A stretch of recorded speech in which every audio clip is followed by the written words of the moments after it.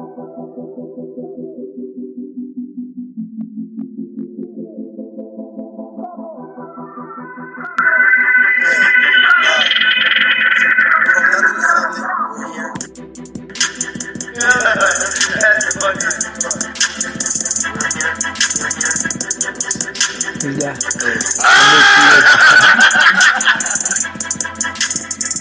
those of you listening on the audio, I know you probably didn't hear before. My bad. That's my bad. I had it on fucking mute like an idiot. Fucking asshole over here. Hey, Ricky Lule's in the house. 10 planet brown belt. But goddamn, he'll fucking tap out a black belt real quick. So what's up, Ricky? How you doing, man? How you feeling? They're doing pretty good. Pretty good. Just up here getting this podcast with you in should be pretty cool right here. Yeah, man. I fucking appreciate you coming in and doing this. I know you got a lot going on, and training's a big thing for you. Yeah, it is. I was able to get to noon practice today still, so, still got to get one practice in today, but had to miss the night one for this one right here. Yeah, that's good, man. Well, we're happy to have you, and those of you listening at home, hopefully you can go ahead and ask some questions, and if you're watching on the Facebook Live, go ahead and ask whatever questions you want. I'll make sure to bring them up. So, Ricky, tell us a little bit about yourself. How'd you get started in Jiu Jitsu, in this combat sport specifically? What was it? Yeah, well, I started wrestling in middle school. So I've been doing like combat sport stuff since middle school, right? And actually after high school wrestling, I moved up here in this area to Vista to wrestle at the community college right there. Okay. And, what community college is that? At Palomar College. Okay. Yeah. So you're wrestling at Palomar. Yeah. All right. And my brother was there with me too. He's a year younger than me, so we're on the same team right there at Palomar. And he found a flyer at Palomar in our gym that they're gonna have a jiu-jitsu tournament in the gym at Palomar. Uh-huh. So he actually, the very first time he's seen it, we got introduced to jiu-jitsu, I guess. He's seen a sign, and he asked, it was me and my dad asked us, it says, what's GI or no GI, right? We had no idea, but after that, he did. Him and my dad actually did that tournament, and with wrestling, they did pretty good. But just from there, just right after we got introduced to jiu-jitsu right there, so I just knew pretty much right when I finished wrestling, I was gonna go straight to jiu-jitsu after. And luckily, there's 10 Planet Vista right there, right by us.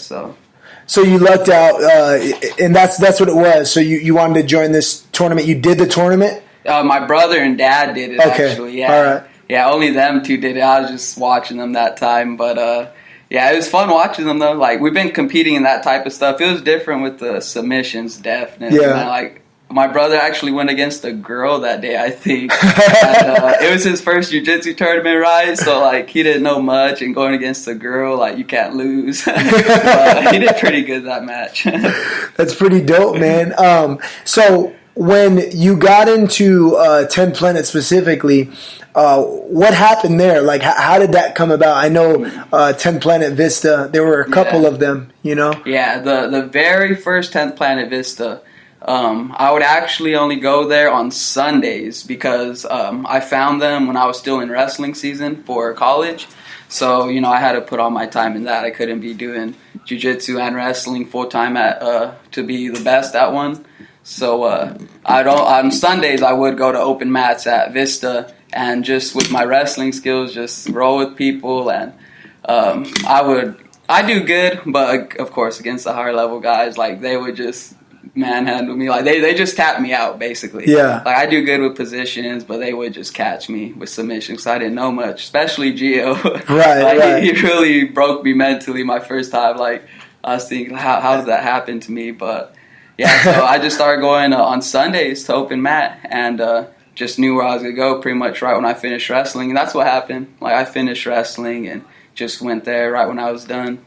And it was a good choice. That's pretty dope. And I remember you, actually, because I started going to the open mats on Sunday too, and I remember rolling with you, and you were just such a scrappy little guy. I mean, you still are, but we weren't at the level that we were at, but you were still killing it. You know what I mean? You were still fucking destroying. Yeah. I remember you going in too with somebody. Marty. Yeah. Marty. You're that little crew you'd go with. Yeah, I'd be good roads with those guys. Yeah, the Team Quest guys. You know what I mean? And sometimes Jesse Taylor would come out. Yeah. That was good right there. Yeah, and fuck, man, Gio was a purple belt at the time, huh? Dude, yes. Yeah, he was actually. It's crazy thinking about it because that wasn't that long ago. Right. Really, and just all the stuff that's happened since then to seeing what happened last week, man. Yeah. It's so crazy. I know, man. Crazy. And so what year did you start doing jiu-jitsu? How many years ago? Yes, let's see. It was right at the beginning of 2013. Okay. January of 2013, I remember I left to home for Christmas break, and right when I came back, I started, and until then, I would go to, pretty much I had the Sunday open mat. I'd go to roll with them over there, but officially, finished wrestling and started jiu-jitsu at that time. So damn, so 3 years. So 3 years you've been doing this. Yeah, just about that. It's kind of weird though, because the way I got my when I started at that time, I was already a blue belt with the 10th Planet because our owner at the time, Ryan. Yeah. He actually, it was a little weird, but he actually promoted me and my brother. Just at an open mat on a Sunday. For real? Yeah, so we weren't really attending there full time or anything. But you guys were just smashing it, probably. You guys were just destroying it. I guess, I don't know. I mean, it was cool getting it, of course, but I don't know if I agreed with it. Yeah. Much, even though I got it, but... Hey, but it's crazy to think because in 3 years, you're already a brown belt and you've already competed at the highest levels of tournament. You know what I mean? Yeah. You already got paid. You know what I mean? As a jiu-jitsu artist. You know what I mean? And it's pretty dope. It's an incredible story, and that's why I wanted to have you on the podcast, man. And 2 weeks ago, EBI 10, the bantamweights happened. Giovanni, the Freakazoid Martinez, defended his title against a bunch of fucking destroyers at 135. And you were there. You were there at the tournament. You competed. But before we get into that, actually, tell me a little bit about how you got there. How does somebody get to that tournament? Yeah, well, with me specifically, we have 10th Planet Trials, right? The qualifier to get into EBI. And I've done 3 of them, actually. The first one, the first 2, they were at 145. And, I could do that way. I feel good there. But I definitely feel a lot stronger and feel like 135s is my weight class. Yeah. For sure, better than 45. But the first 2, I ended up losing. The first one I lost in the semis to a black belt, and then I was a purple belt at the time, and then the second one I was a brown belt. I lost in the finals to another black belt. So, I just felt ready going into the one I won, the previous one I won, because, third, second, finally got to get first. It's at my weight. I felt really confident going into that. And it's just like EBI, 16-man tournament, bunch of really good people from the 10th Planet system, had some really tough matches, went against some people that I wanted to go against, and I was really happy with how that turned out. That's pretty dope. Yeah, getting all finishes right there. That's pretty fucking dope, man. Yeah. So you went into the EBI trials and you beat everybody. You finished everybody. Yeah. Yeah, for the longest one was 6 minutes. My first match was about 6 minutes. Man, if you've seen that match, I kept attacking the legs, and I should have went up, tried to pass the guard, go upper body a little sooner than I did. But I was really tired. I was just trying to sit down and try to play my guard. But he would not tap to my foot lock. So when I did go up upper body, I did finish him pretty quick. But yeah, the rest were pretty short. That's pretty dope. And those of you listening at home, if you really don't even know what we're talking about specifically, so EBI is a tournament. It's called the Eddie Bravo Invitational. Eddie Bravo is the man who created the 10 planet system. And he created a tournament that is specifically for submission artists. There's no points, there's no nothing. And even when you go into overtime, there's no draw. Somebody has to win. So it's specifically about going into it, looking for the finish or getting finished. Simple as that. And it has grown tremendously over the years. Again, this last one, so there's only been 10 of them, and it's grown tremendously. Now it's at a point where if you're a 10th planet guy and you want to compete at EBI, then you have to go to EBI trials and you have to win it. You know, and I think it's because Eddie doesn't want it to become one of those things where, everybody, when there's 6 dudes in the bracket that are from 10th Planet, obviously 10th Planet's always going to win. Yeah, we can't have that happen. We have 2 guys and 2 of your best guys, and the trials they're really hard. Like especially this one, I had to make weight for it. And you only have an hour after weigh-ins, and then the first match goes. So at EBI, we had a long, like 12 hours after we weighed in to compete. So that was nice. But, I definitely felt that weight cut pretty good. But, it was pretty tough. So even after the trials, the only thing that the trials really does is it just guarantees you a spot at EBI, So after you smashed all these competitors at the EBI trials, you not only had to maintain that weight, you not only had to compete for the first time at the biggest tournament you've ever competed at, and you knew there was a chance you were going up against your coach. You knew they were all black belts. And it was also held in Mexico City, which is at a ridiculous elevation. Yeah. So when you got to Mexico, what happened? How did it play out? What was that like, man? How did you feel? Dude, well, when I got to Mexico, I tried to get there as light as I can be. Like, I didn't want to get there and have to drop a lot of weight. For sure, I didn't. It just would have been bad, especially with the elevation, not knowing how it got to me, how it would get to me. So once I got there, like, Gio picked me up right away, and it was really easy with him. Like, we scheduled a time to run and roll and whatever we had to do to cut our weight. That was actually...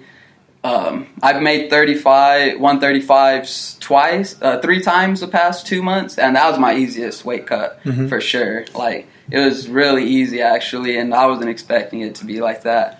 But I just think just the motivation behind it, like I was in my biggest jiu-jitsu competition to this date, like it was easy. I was just thinking about that the whole time, doing whatever I had to do to get there.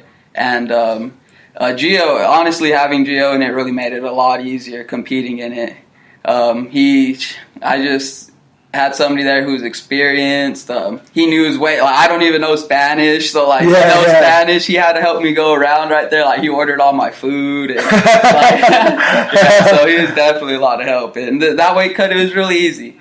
It was really easy. But I did go on a run up there in Mexico City, and I run down here often, and when I ran over there, man, like, I ran up a little hill, right, and I stopped. I never stop, and I had to stop halfway up it, like, just catch my breath. It was so crazy. But it was weird, but I'm glad I didn't. If I had to drop a lot of weight, like, man, that would have been bad.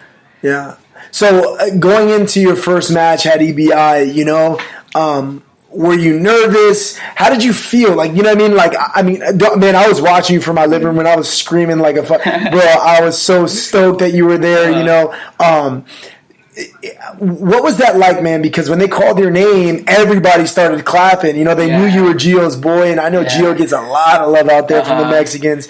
So, like, what was going through your head? Were you nervous? What was it? Yeah, I definitely felt like I got more love out there just because I was, when they introduced me, the 10th Planet Freak under, Gio. So I had some people with me over there, and,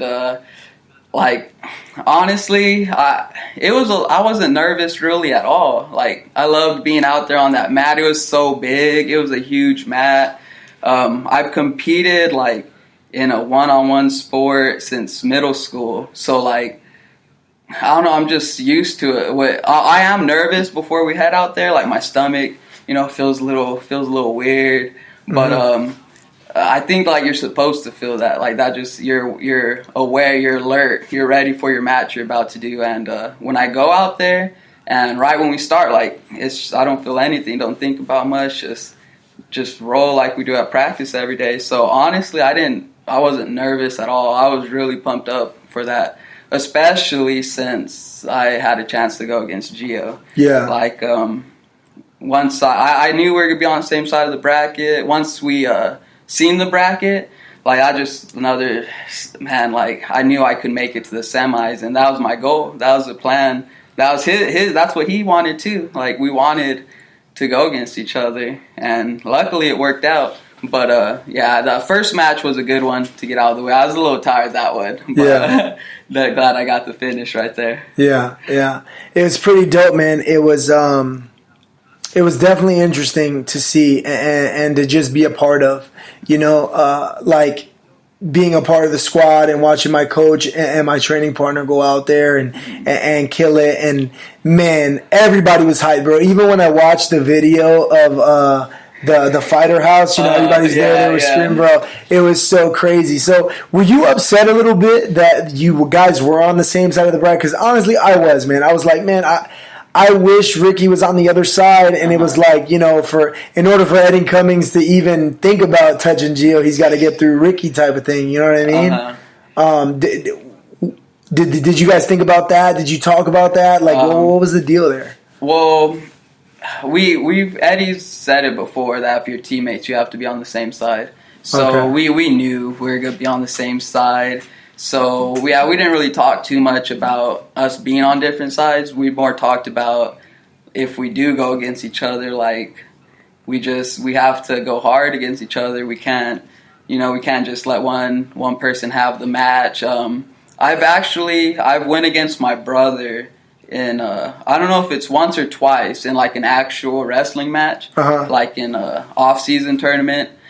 So I've gone against family before, and going against Gio, it was tough. Some people were saying like, how was it? Were you nervous for it and stuff? And I was nervous, but like there wasn't a time when I didn't think I wasn't gonna go against him. Right. Like I have to. I was excited for the match. Right. Like, it's when you're out there doing the match, you both want to get each other. Like when I went against my brother, we both wanted to win each other. And like for like 5 minutes after mine and my brother's match, we didn't really talk for a little bit, but just like 5 minutes after that, like you're good. So me and Gio knew what was up, and we just went out there and try to put on the best match we could, but once he got on top of me, man, I could not move. Right, it was probably really tough. Yes, it was. Fuck, man. So, I mean, was it the elevation that played a role? Were you tired? Because you finished your guys pretty quick. Yeah. I do feel the elevation did play a role. Like, I've been mounted before. Like, Gio mounts me a lot. Right. And, when I'm under him, I could usually, just stay calm and breathe. But it seems like right here, I really just couldn't catch my breath. And it seemed like I was panicking down there a little bit at times. But, it comes with the pressure. I mean, he was putting on good pressure, too. So, it's not like it was easy to make me feel like that, But, the elevation did play a role. In my first match, it was about 3 minutes long, and I was pretty tired after that one. Right. Yeah. So, do you feel like, that you want to go against Eddie Cummings or anybody on the other side of the bracket that you didn't get a chance, that you feel pretty good about, because I had to bring up some confidence, just how good you did, bro. I was, not that I was doubting you, man, but you definitely showed that your confidence, your ability to make it happen, the belief in yourself, it showed, bro. And it was it's an incredible story, man, Yeah, well, we had a little press conference the day before EBI, and I just said over there a few times, like, I just want to show them what I got. I wasn't known very much, but I know I could go tap any of those guys out. Like, I'm just a competitor, and I know I can. We train out of a really good gym. Like, we have killers at our gym. So I was ready for anybody there. And from the other side of the bracket, like, I mean, yeah, I'd like to go against Eddie Cummings just because, you know, he's one of the best out there. And just to feel that and get a match with him, you know, that'd be really good. But I wouldn't mind going against anybody on the other side of the bracket. I've had a match with one or two of the guys on the other side. But one guy in particular, actually, the UK, the Ashley Williams guy, he's like the youngest black belt. Is it that? No, not that. Yeah, I think out of the UK. Yeah. He's from England or something. For some reason, when I seen he was in it, like I thought it'd be cool to have a match with him. Like he's one guy that kind of stuck out to me. But from the other side of the bracket, like any of the... Oh, Barry Yoshida would have been nice, dude. Yeah. He would have been... I was going to say, I'd like to see that, man. You and Barry Yoshida. I think that'd be a fucking dope match. Yeah. You know what I mean? That'd be good. He had a good match with Eric Medina, I think. Yeah, first round. Yeah. He had a match. And Yoshida, actually, he looked tired over there. Yeah, like, he looked really tired. That's crazy. And I thought Eric was gonna finish him, bro. When Eric got that fucking side, that arm triangle, I was like, oh, yeah. You know, I wasn't able to. I didn't see that part at the moment. Well, when it was live, I seen it when I watched it again a few days later. Yeah. But I was thinking the same thing right there. Like it was close, but Barry Yoshida, he definitely looks really hard to finish. Like he's bad. Yeah, I heard a story about him. I heard that. Liz Carmouche was telling us a story about she was over there rolling when she first started training, and somebody got her in a submission and she didn't tap, and she was like, the girl didn't have it, but Barry Yoshida had just felt that she was like kind of like had like an ego trip going on. So Barry Yoshida had them all get in a circle and choke each other to sleep. Like his entire class. I was like, oh shit. I actually seen him when I flew out of TJ to Mexico City, and we were on the same flight. I seen him, and I knew who he was, so he doesn't know me or anything, so I just said, like, how you doing, you know, you going for the tournament, and I said a few things, but he didn't talk much, so he just kind of went off it somewhere else. He's probably like, oh, I fucking fan. And then he saw you at the tournament, like, oh shit, this dude made it fucking further than me and shit. That's so funny. That's fucking dope, bro. So after EBI, man, you fucking competed again. You got right back on that fucking... Hey, man, I gotta give... It's like everybody from 10 Planet, once we get some fucking momentum, we just keep it going. Like, Gio does it. Boogie does it. You've done it. I've watched Kevin do it. I've watched Kyle do it. Fucking PJ's been killing it, bro. PJ's killing it right now, man.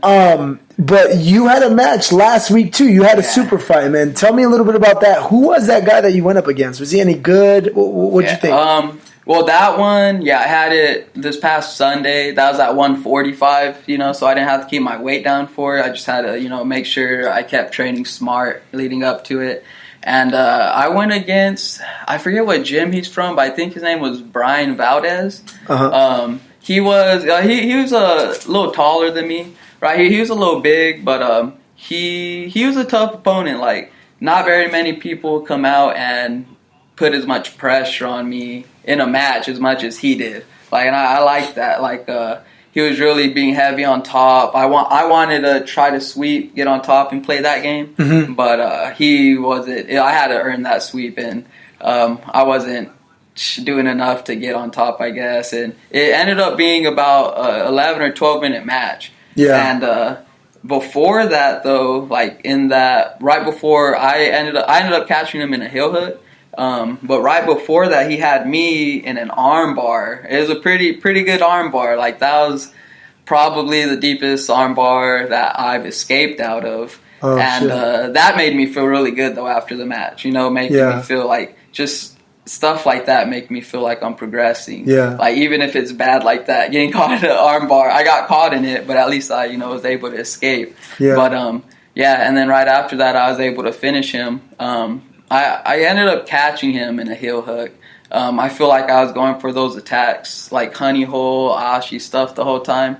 And he was countering the stuff good. So, it took 11 minutes. So, I'm glad it was a 15-minute match. Yeah. Not a 10. Yeah, because then you had to take him to overtime and shit. Yeah. Yeah, it really plays a role when it's easy in a jiu-jitsu tournament, any tournament, to like play points or play the system. You know what I mean? Mm-hmm. But EBI, you can do the same thing. People don't realize you can easily play the system too and take people to overtime and shit like that, so you got to be ready for anything. Yeah. You know what I mean? If you can't finish a dude, you got to be ready to fucking defend your back or defend the armbar and attack the back and attack the armbar. So it's pretty crazy and it's really interesting to see, Yeah.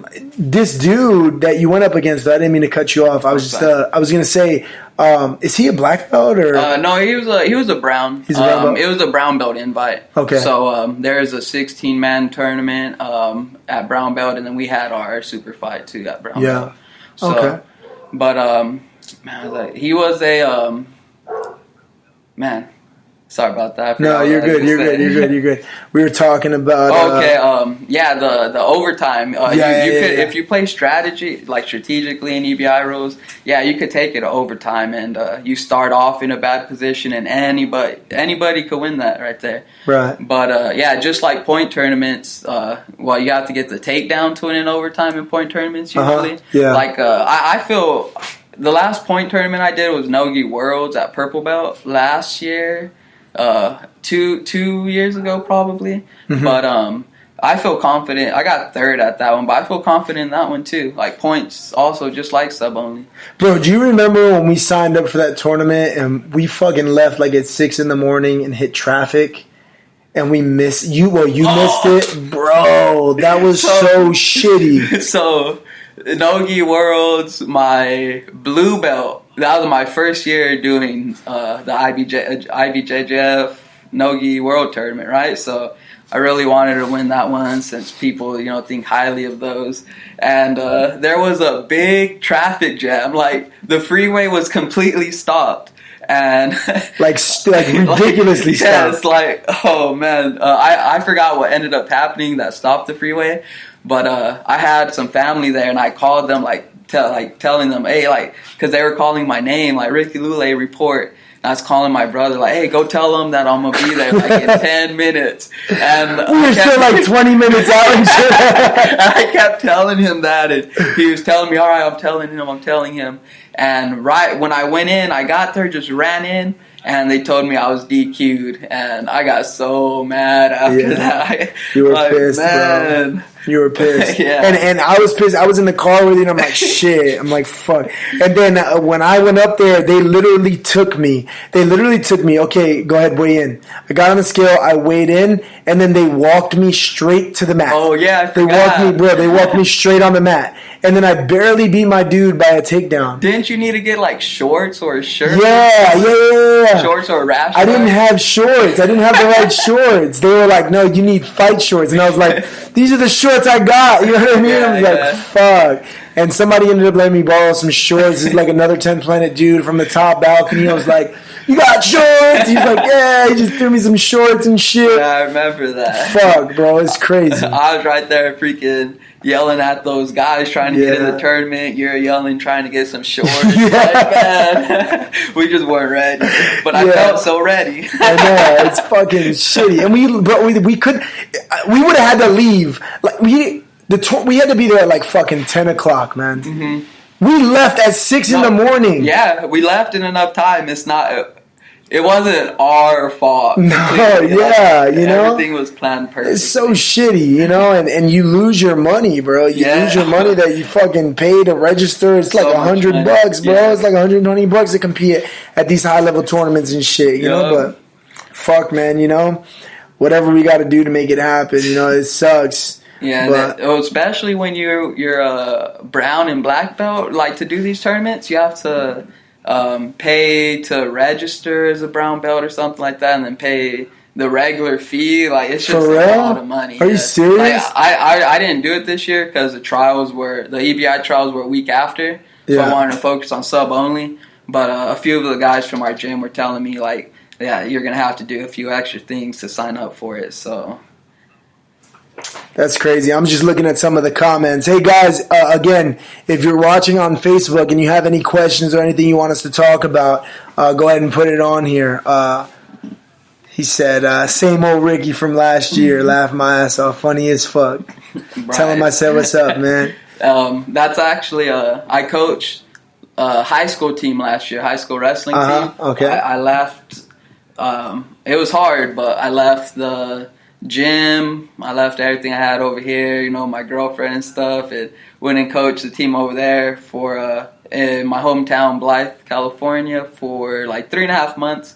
And my brother was a senior that year, so yeah, he's one of the kids that was on the team last year. Yeah, we had a good group of guys last year, man. It was fun. That's cool, man. Coaching. That's cool as fuck. I remember you went away and came back, and you were fucking as strong as ever when you came back. Yeah, I try to be. Like, I did one tournament when I was down there. Yeah. One tournament in the middle of the season, and I was a brown belt. And I was really nervous coming back. That was my first tournament at brown belt. I haven't been training with OSide, with 10 Planet, Oceanside. Like, I was just nervous if I'm gonna have the skill. If I've been practicing good. But I was able to get first. That was so lucky, man. It's crazy, but you know, I've been training, but it's different. You know, training out here in San Diego, vice Oceanside. I feel like I do get. The roles in Oceanside that I get are way more intense, and I don't think it has anything to do with the like instruction. I think it has everything to do with like it's just there's a lot more high level guys in Oceanside. You know what I mean? And guys that consistent high level guys. You know, like Oceanside will have like a solid group of like 10 dudes that are there every day. San Diego has like a group of 30 dudes, and you know they come in and out. They come and they go. So I still get good training, but I was worried going into this tournament this weekend. But I ended up performing pretty well, man. I was real happy with what I did. I finished both my guys with heel hooks, and I talked about it on the podcast last time, how I was going to compete and shit, and I couldn't wait. So those of you listening, if you're curious, I ended up going to the semifinals against our teammate Borzu, and he took me to overtime, and he got that fucking armbar on me. So, dude, hey, Borzu, man, he killed it. Like he's really hard. He's one of our purple belts. He's really hard to submit. Like, he's really hard. So I don't know how long your matches were. Were they 6 or 10? I think it was 7 minutes. 7 minutes. I think it was 7. So man, 7 minutes, especially getting Borzu, like it's gonna take a while to open him up.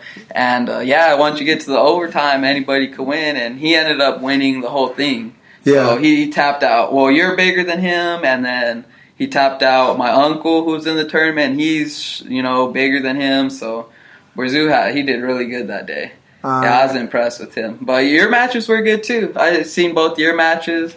You had 3, right, overall? Yeah, 3 overall. Yeah. So yours with Borzu was good.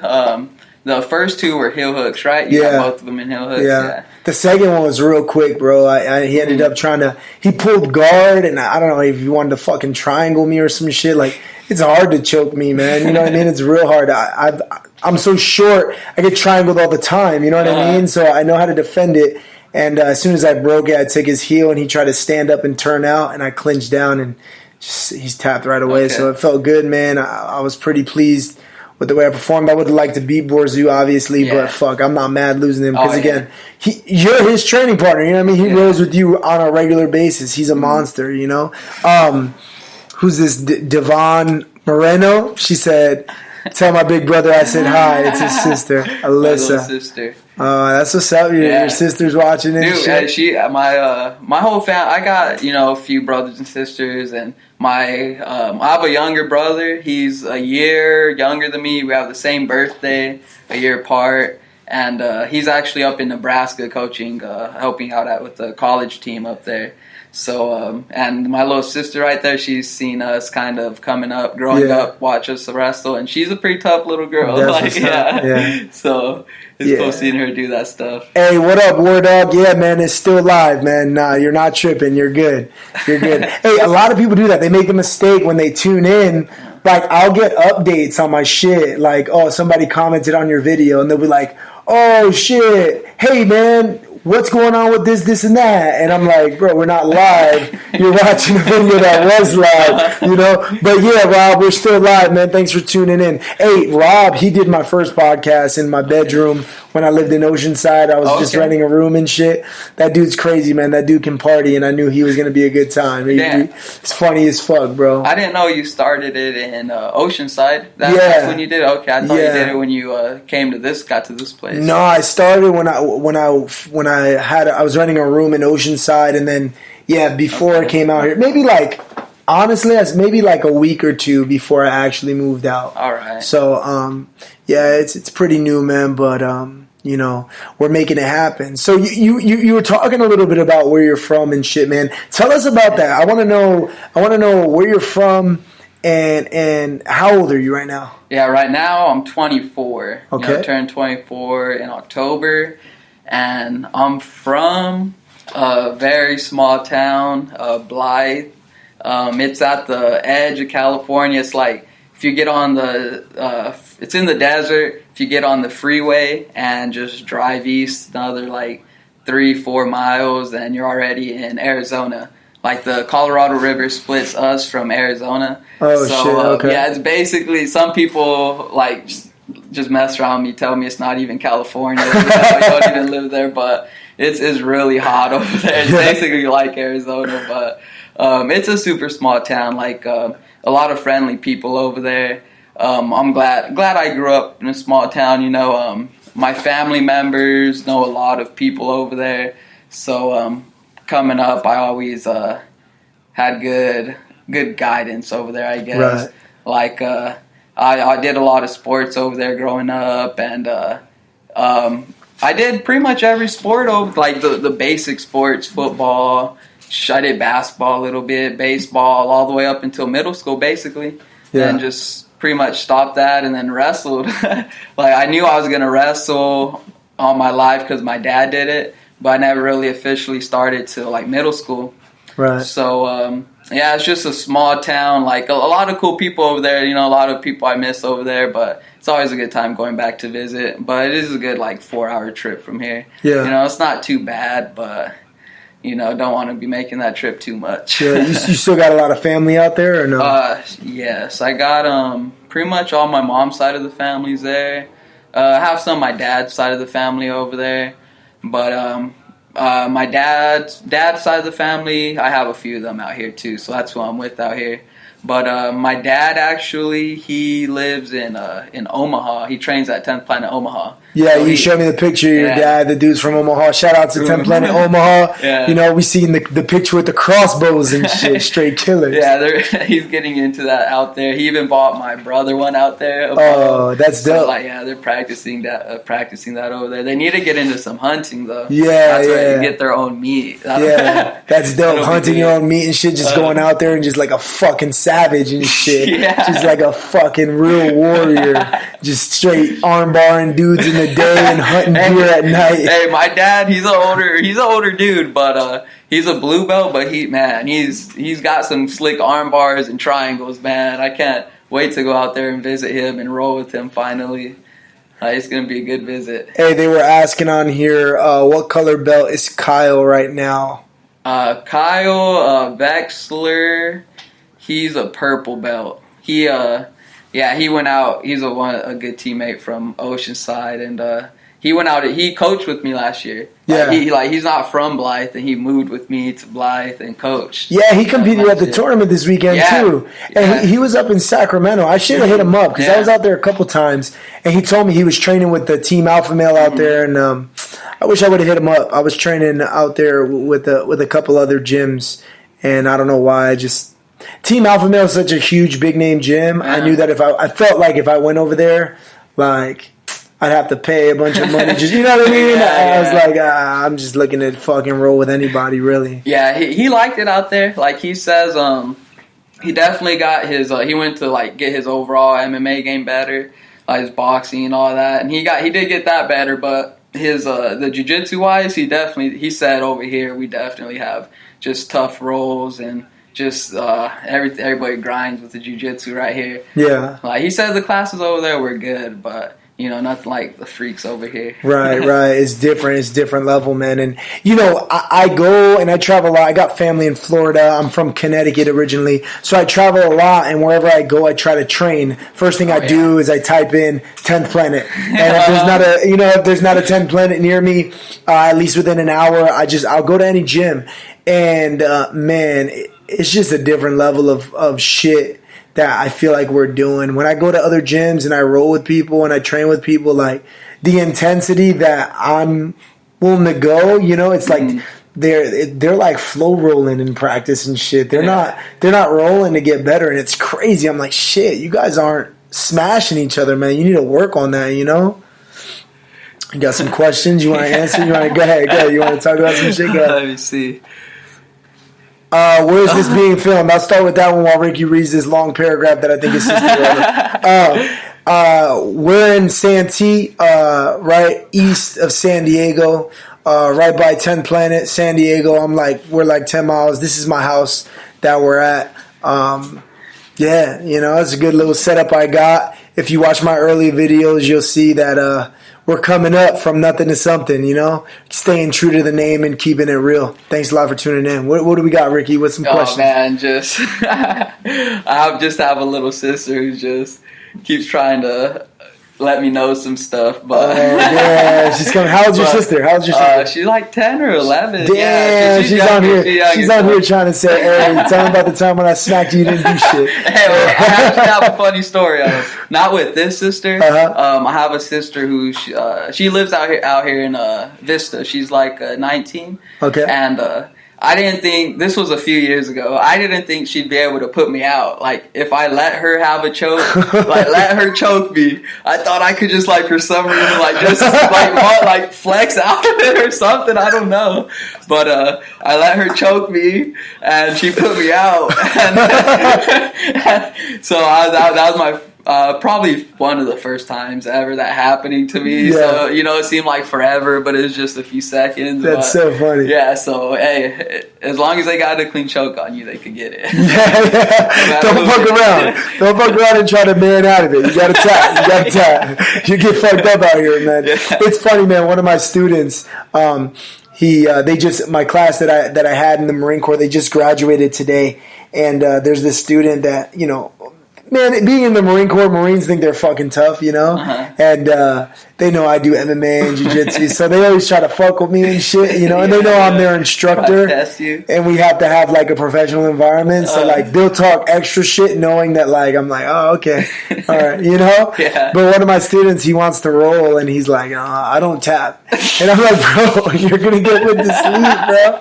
Don't do that. I would hate to hurt you. Have you rolled against any of them? No, we're gonna set it up though. Okay. I used to, man. And then we got in trouble for doing it because people were getting hurt. But I used to do Shark Tank with the entire class of Marines, bro. And all they had to do, it would get me better, Yeah. And all they had to do was pass my guard, and I would go, bro. I'd be gassed, but not a single one of them could pass my guard. I mean, bro, they're black belts in McMap, but they're fucking white belts in Jiu Jitsu. Unless they train, I didn't.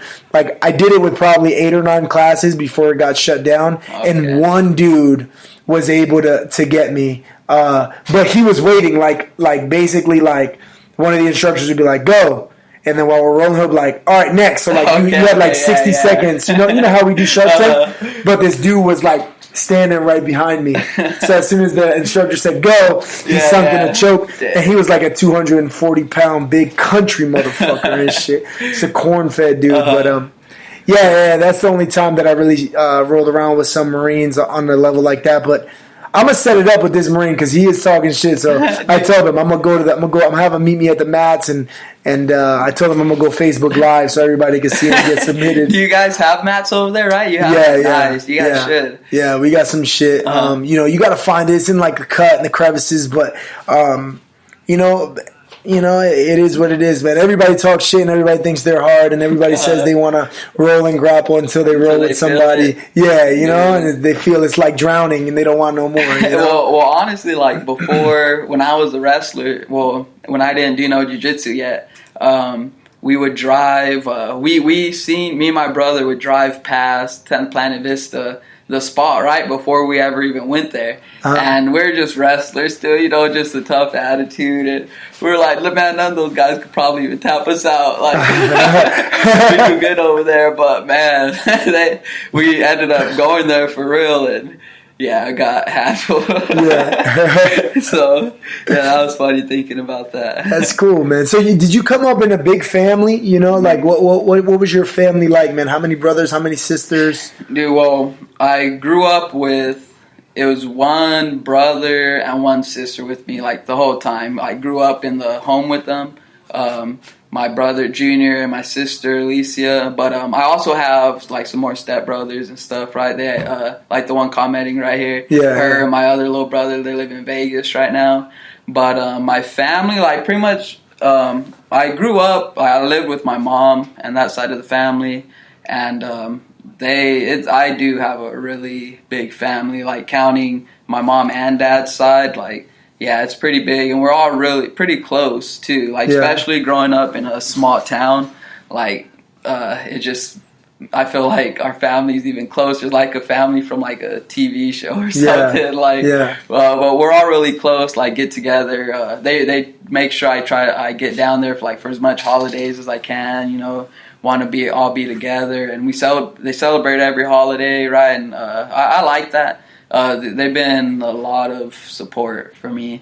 Like my mom's side of the family, yeah, they really support me a lot. And my dad and his side, my dad supports me a lot too. But he actually knows, like he rolls too. Yeah, so, like, he knows the game. Yeah, and shit. So when he sees me like do this type of stuff, like winning some matches, the past few matches that I've been able to win, like he's really pumped, and I just feel it like just more from him. Like he knows the work it takes, I guess, to get to those matches. Yeah. So, my family's great. Like I get a lot of they support me with whatever I do, and you know it could be hard out there in jiu-jitsu. Yeah, it's important, man. It's important. I think support has a lot to do with that, man. You know.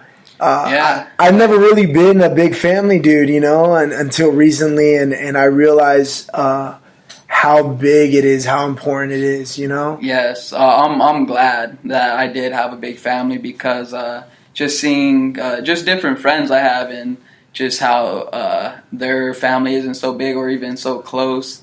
Like that does make me, you know, appreciate what I got. Even things like just at home, your girlfriend, like, you know, not tripping about you going to practice. Yeah, like training. Just every day, like every day during that time. So, because I've been there, bro. I've been in bad relationships with girls. They're just not about it, you know. And it's shitty, man, because it really takes away from, even if you do go train, subconsciously you're fucking annoyed that this girl's trying to keep you. You know what I mean? It's weird, but it holds you back, bro. It holds you back big time. Yeah, you know? I feel that. Like I'm lucky too. You know, my girlfriend doesn't. She supports that too. You know, doesn't complain at all when I do go to practice. But that if you did have those problems, I definitely would just take away from you getting better. Like, you shouldn't be worrying about that type of stuff. Does your girl ever fuck with you and try to like put you to sleep and shit? Man, I'm trying to get her into jiu-jitsu, but we'll see. She's pretty small, so she's all scared. But, like, once you learn some stuff, you'll be good. Yeah, we need to grow our girls team down on both sides. So for sure, bro, we do. I'm trying to get my girl into it too. She always says she's about it, just like everybody else. You know what I mean? But you know, she's at practice, just fucking sitting there. It's funny, bro. My Nolo will go Facebook Live and he'll like record practice, and then he zooms in on her sitting in the back. Maybe the New Year resolution. Start training. You know, I seen a sick ass quote actually. It said something like, "When people tell me they want to wait to start training for when they are in better shape, it's like somebody telling you they want to wait to go to school until they're smarter." Yeah, I see something like that. Yeah, it's pretty dope. That's a good one. Yeah, that's a good way to put it. You know, it's a good analogy. You know, you just gotta fucking get in there. You just gotta start. Yeah, that's really like even for the guys who practice all the time, right? Like if they say they go on a vacation or something, take like a week off, 2 weeks off. Like going back into the gym, like sometimes it could be a little hard or you don't want to go. But once you start getting in the flow of it, like that's what you do every day, like it becomes easy. Like my uncle David, actually, I live with him, and dude, man, that guy, he goes to work just super early, right? Like he's gone by 6 a.m. Yeah. Like wherever he's a good little 30-minute drive. Like he's gone super early, comes back. We have practice at 7 at night at Oceanside, and he gets home like, just before 6, sometimes right at 6, and just showers and just goes with me to the gym every day. So just as long as he goes on runs during his lunch at work, when we're going for competition, we have competitions leading up. So man, like you could just be super busy or just have stuff during the day to do and still get your training in. Like you just have to go. Absolutely, man. And you know what? That's part of what this podcast is about, man. That's the message that I want to deliver to people, because there's so many people that complain about their situation, but they don't really fucking do anything about it. Like they're living a life that they fucking hate, and they live in this world where complaining is the norm. It's like, if you really don't like what you're doing, then why don't you fucking find what you're passionate about and put all of your eggs into that basket and really chase that dream, because everybody who made it somewhere started from nowhere. And that's the whole theme, from nothing to something, talking to people that are on the climb and on the chase, what's their story? Where'd you come from? What are some issues that you faced? You know what I mean? And it's important to hear stories like your uncle, you know what I mean? And like, you have to do that. You have to get used. Sometimes you're not going to get a lot of sleep. Sometimes you're going to be tired. But are you fucking putting work towards your goals and your dreams? What are you doing to better yourself? What are you doing to better your life? What are you doing to make your goal become a reality, man? What do you feel like was the big thing for you that helped you take that step? Like, I know you still want to get better, and you still want to grow, and you want to go and do seminars and things like that. What is it that really pushed you to really go after it? Well, I remember, man, I was just thinking of a career. Like my mom, and my mom really pushes, like, what do you want to do for your career and stuff, right? Yeah. And I'm thinking of what I want to do, and like, I mean, you could just get an office job and stuff, but I don't, if I have to do that, I do that, but I don't want to do that. Like, I don't want to, my girlfriend, right now she has a 9-to-5 job, so I see her gone Monday through Friday, like, during that whole time, and man, I don't think I'd be too happy doing that, right? Right. So, I remember, telling my brother Junior, actually, like a month after I started Jiu Jitsu. I seen Gio. I seen him coming. He was kind of coming up in Jiu Jitsu, right? Right there slowly, right? He was coming up. I seen some stuff he's doing. And I remember telling my brother about a month into Jiu Jitsu, this is what I want to do, like, for a living. Like, however I can make money with this, I want to do that. And at the time, I wasn't even too sure how I would make money with that, right? Like, wrestling's not the easiest to do that with also, right? It's not the most popular sport either, but I just loved going to practice every day, and that's something I seen myself doing for a long time. Like, they wouldn't beat up my body as much as wrestling, right? That could kind of mess you up over, like, in a short time. So I could see myself doing jiu-jitsu for a long time. Yeah. And just realizing that, I knew I wanted to just start my own gym, hopefully, and just pretty much, like, Gio, like, he's been a really good role model for me. And I see the stuff that he does, and see what I want to build to, the stuff he has that I want to get to, and I just need to keep building and promoting myself better too, especially. And that moment though, when I told Junior, my brother, that I want to do this, like, from then on, like, I pretty much knew I was gonna do something with jiu-jitsu. Like, I even remember calling my mom and telling her the next day, like, I'm gonna do something, with this. And she's just like, talk to me like I'm crazy and stuff, right? But whatever. Hey, sometimes people don't believe in the dream, but all it takes, you have to believe in it. You know what I mean? Like, fuck what people think, man. Even if it's people that are the closest to you, if they don't believe, they kind of take it like a joke. They poke fun and they laugh. You got to just be able to push past that. You know what I mean? And later on down the road, you're just gonna look at them and say, "I told you, man. I told you." Yeah, I mean, I'll definitely be a lot happier doing this than a lot of other things. So, I even went to school. I went to school for like 3-4 years. Mm-hmm. Like, went to college. I've been to a few different schools. Did you end up getting a degree or no? No, I could go back and finish, because I went to a few years, but right after I finished wrestling, I was pretty much done. Yeah. So. Yeah.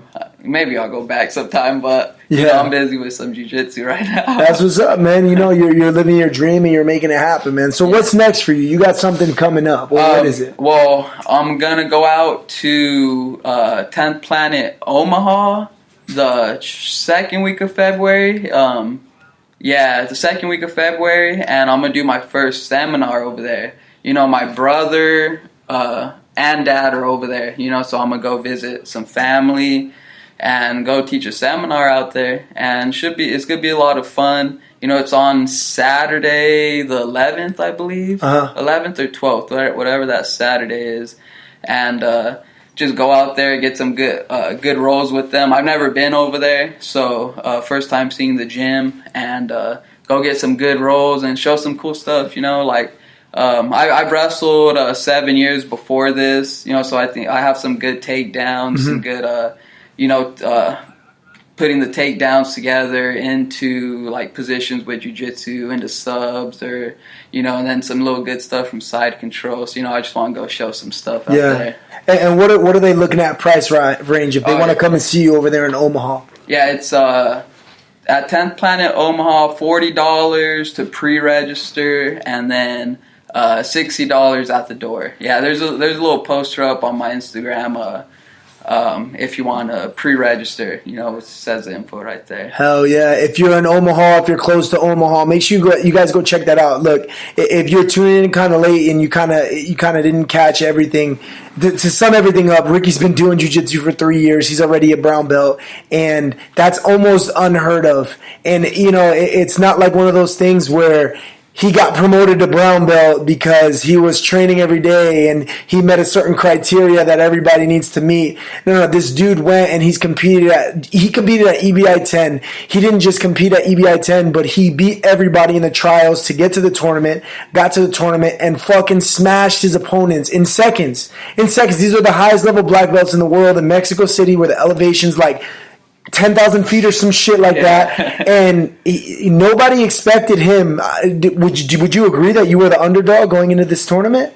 Yeah, I mean, I'd agree with that. Nobody but me, Gio, and Eddie. You, Gio, and Eddie. Everybody else, like, who the fuck is this Ricky Lule guy? They even got his fucking name wrong and shit. Ricky Lule or Ricky. What was that? Well, they said it right at first, and then they said it like 3 different ways, and then they said it right again. Like, I don't get that. Like, Lule. Like, oh man, it's Lule. Ricky Lule, motherfuckers. Get that shit right. Ricky Lule. But definitely go and check him out, guys. He's got some incredible stuff for you that he's going to show you. $40 isn't fucking much, especially if you love jiu-jitsu, you want to learn from the best. This is your opportunity. I know out there in fucking Omaha. Yeah. In Omaha, are you guys really getting like, you know what I mean? You guys really putting work in. This is your chance to really fucking take your game to the next level and learn something from Ricky motherfucking Lule, baby. That's what's up. Hey, we're going to go ahead and we got some stuff on here. It said, where would you open a gym at? Or are you willing to travel and open a gym? Or ideally, what would you want to do? Ideally, it'd be nice. I like this area a lot right here. This area, San Diego area. Yeah. But, there's Gio and them have Oceanside, San Diego, and they just got Spring Valley right here. So we'll see what happens with this area, what new gyms open up around here. Okay. But my friend Kyle that we talked about earlier, he said up there he was training at Team Alpha Male, And he was saying that up there, like, he met a lot of people that, like, they just love 10th Planet and, like, the system, and they don't have one up there. So, you know, he was saying, you know, maybe we could get one going up there, but, yeah, you know, we've just talked about that. Haven't really, I think I'd like to stay over here more than go up there, but, you know, we'll see what happens. Yeah, man. I mean, there's a lot of opportunities right now for 10 planets to open up. I mean, fuck, I'd like to open up my own 10th planet, but I'm willing to travel, bro. I'll go. Okay. There's no 10th planet Florida. You know what I mean? Okay. Bro, I've thought about that shit. Going to Miami, 10th planet Miami, 10th planet Tampa, 10th planet Orlando. Like, those are some places that, you know what I mean? Where there's no 10th planet out there. And I've gone out there and I've rolled at gyms and I was not impressed. So. Yeah, see, man, it'd be cool to go out to a different spot, but, man, like, you're gonna go out there to run a gym and like live there for at least a few years, if not forever. Fuck it, bro. I want to stay here. It snows out in Omaha where my brother's at, and he hates it. Yeah, I bet. He hates it. He loves it over here. Hey, shout out to Michael Crawford, man. Thanks for tuning in. Ricky, have you done any other sports besides jiu-jitsu and wrestling? Yeah.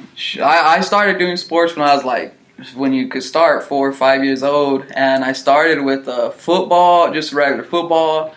I did basketball and soccer. You know, I'd switch that up during the season, and then baseball, and did that all the way up to middle school, and then I pretty much stopped all that, and I wrestled.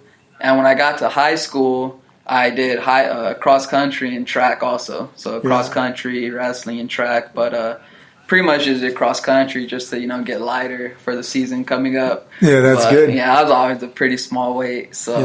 Yeah. And then Justin Wallace, yeah, man, we talked about it a little bit already, him going against Gio and what that was like for him. But if you just wait till the end, you could scroll back, and then it's probably like around the 15-minute mark. So just tune in and see if you could hear what he said about that. Ricky, please talk about how you used to fuck us up in Ultimate Frisbee. Hey, Ultimate Frisbee's dope. Yeah, I fuck with Ultimate Frisbee. No, it's a lot of fun, man. It's a lot of fun. That's a fun game. You get super tired during it. Yeah. Like, it's hard, and that's what we take our kids out to play last year. Yeah. And, you know, it'd be so annoying sometimes. You know, me and Kyle would be there trying to be super competitive. We have some kids right there just lagging, and they're on your team. Like, come on, get the fuck up, let's go. That's hilarious. But yeah, man. Any last words, man? Any plugs you want to put in there at all? Just look out for me. I'm trying to get some.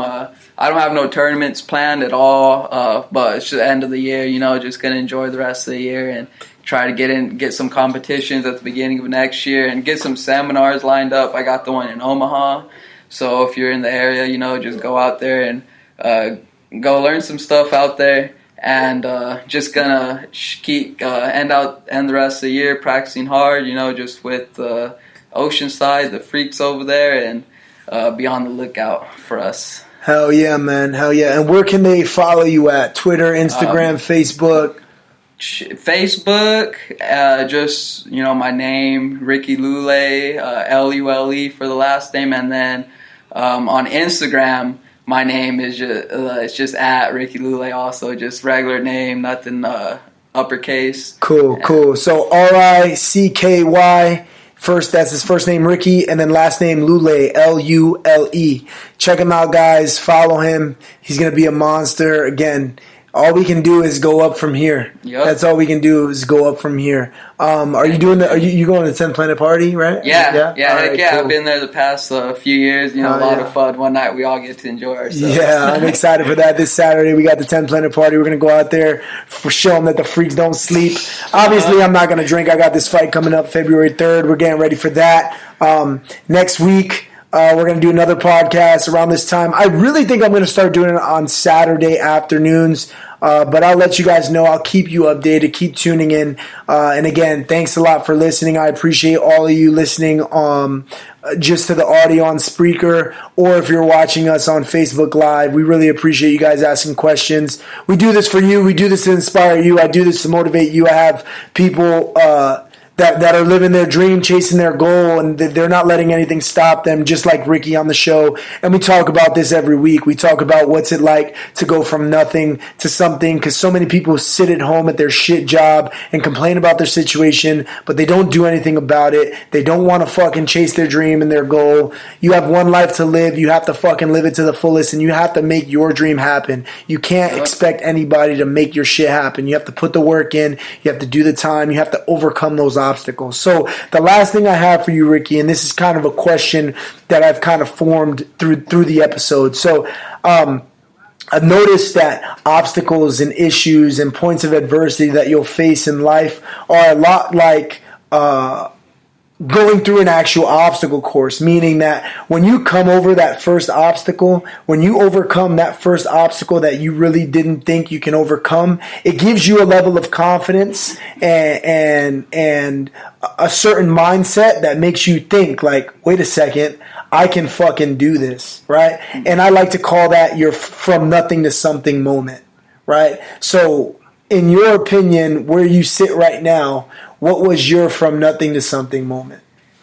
Honestly, a big breakthrough that I had where I knew that I could be really good in Jiu Jitsu, like really good,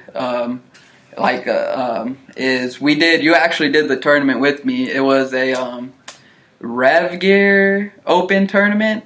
It was just a little tournament we all did. We went as a blue belt, and I was telling Gio right before that, like, I'm about to win this stuff. Like, I haven't won anything before this, pretty much. Like, I was doing good, but I didn't get first. And I was telling him, like, I'm gonna win this. I'm gonna get. I didn't say nothing about absolute, but I won the my weight, and I beat like a purple belt or two. When I was a blue belt, and I won that one, and then I found out there's an absolute class 2, and I called Gio, told him, yeah, I'm about to win this too, and he was kind of talking to me like, whatever, like, I'll buy you food if you win this one.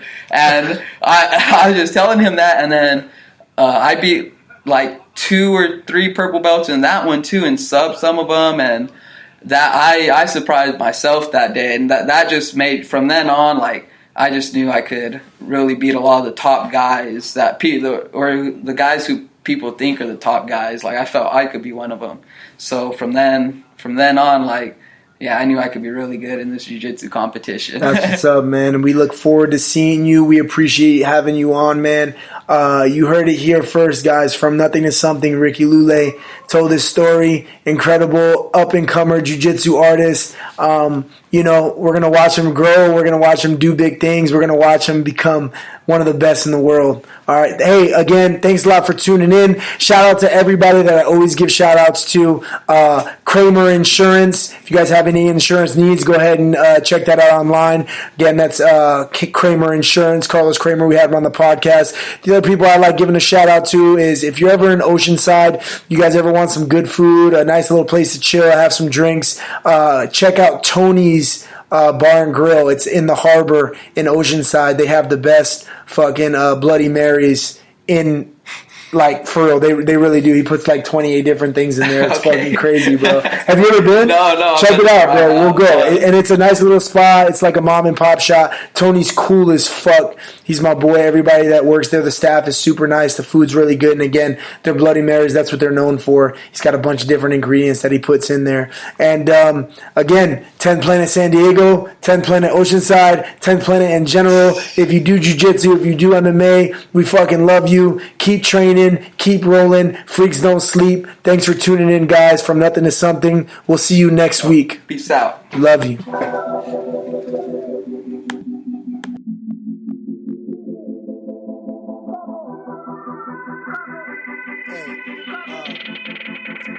nothing to something, we're here. That's funny as fuck. We're here.